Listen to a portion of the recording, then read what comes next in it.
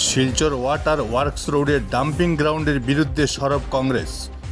Silchar water works রোডের dumping ground তৈরি করে গোটা এলাকাকে ধ্বংস করা কিছুতেই মেনে নেওয়া হবে না। গতকাল এলাকা পরিদর্শনে গিয়ে এমন জানিয়েছে কংগ্রেসের এক প্রতিনিধি দল। পুর নিগমের এমন কাণ্ডে এলাকার জনগণ সহ কংগ্রেস নেতারা ক্ষোভ ব্যক্ত করেছেন। শিলচর জেলা কংগ্রেসের প্রাক্তন সভাপতি অভিজিৎ পালের নেতৃত্বে এদিন ওয়াটার ওয়ার্কস রোডের ডাম্পিং গ্রাউন্ড পরিদর্শন করে কংগ্রেসের একটি দল। এলাকার স্বার্থে এই ডাম্পিং গ্রাউন্ডের বিরুদ্ধে আন্দোলন গড়ে তোলার হুঁশিয়ারি দেওয়া হয়েছে। এছাড়াও কংগ্রেসের দলটি এদিন পুর নিগমের কমিশনার সৃষ্টি সিংয়ের কাছে একটি স্মারকপত্র তুলে দেয়। Bureau report, Barak vision. একটা জনবসতিপূর্ণ জায়গা ওয়াটার ওয়ার্কস রোড, এবং এই ওয়াটার ওয়ার্কস রোডে একটা মিউনিসিপ্যালিটির এখানে একটা সরকারি জায়গা আছে, যে জায়গাটা এখানে এই আশেপাশের বাচ্চারা এখানে একটা খেলাধুলার মাঠ ছিল।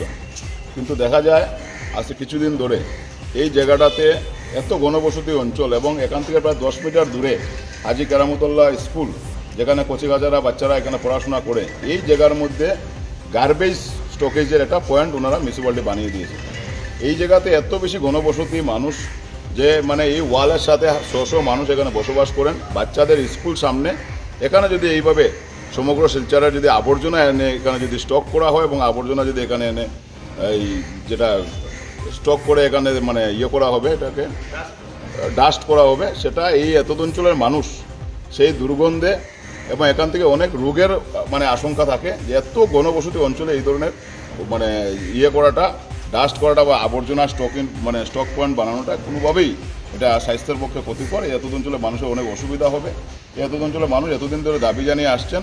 যখন এখানে শিলচরের বিধায়ক বাউন্ডারি ওয়ালের জন্য টাকা দিয়েছেন, তখনও এত অঞ্চলের মানুষকে উনি আশ্বস্ত করেছেন যে এই জায়গাতে বাচ্চাদের খেলাধুলার জন্য একটা সুন্দর একটা জায়গা হবে, মাঠ হবে।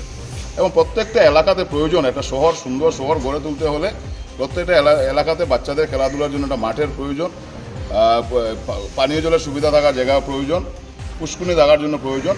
এইভাবে একটা আজকে আমরা শিলচর মিউনিসিপ্যালিটি থেকে কর্পোরেশনে উন্নত হয়েছে। তাই কর্পোরেশনে উন্নত হওয়ার সাথে সাথে সুস্থ পরিবেশ গঠন করাও সরকারের একটা দায়িত্ব। সেই জায়গাতে দেখা যায় এত ঘনবসতি অঞ্চল এবং এখানে এত বড় একটা মানে পানীয় জলের একটা ট্যাঙ্কি আছে। এখানে পানির ট্যাঙ্কির নামে একবারে প্রসিদ্ধ শিলচর শহরে। এই ট্যাঙ্কি থেকে এখানে হাজার হাজার মানুষের জল সরবরাহ হয়।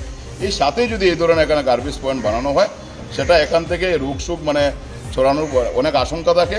সেটা নিয়ে ইতিমধ্যে মানুষ বারবার মেমোরেন্ডাম দিয়ে যাচ্ছেন এখানে জনগণ, কিন্তু তারপরও সরকার থেকে মিউনিসিপ্যালিটি মানে কমিশনার এখন পর্যন্ত সেটা কোনো ব্যবস্থা নেননি। এখানে ওনারা মেশিন বসিয়ে দিয়েছেন ডাস্ট করার জন্য, কিন্তু এটা অত্যন্ত দুর্ভাগ্যজনক ব্যাপার। আমরা এখন যাব মিউনিসিপ্যালিটি কমিশনারের সাথে দেখা করবো, সৃষ্টি সিং মহাশয়ের সাথে গিয়ে ওনাকে আমরা দাবি জানাবো।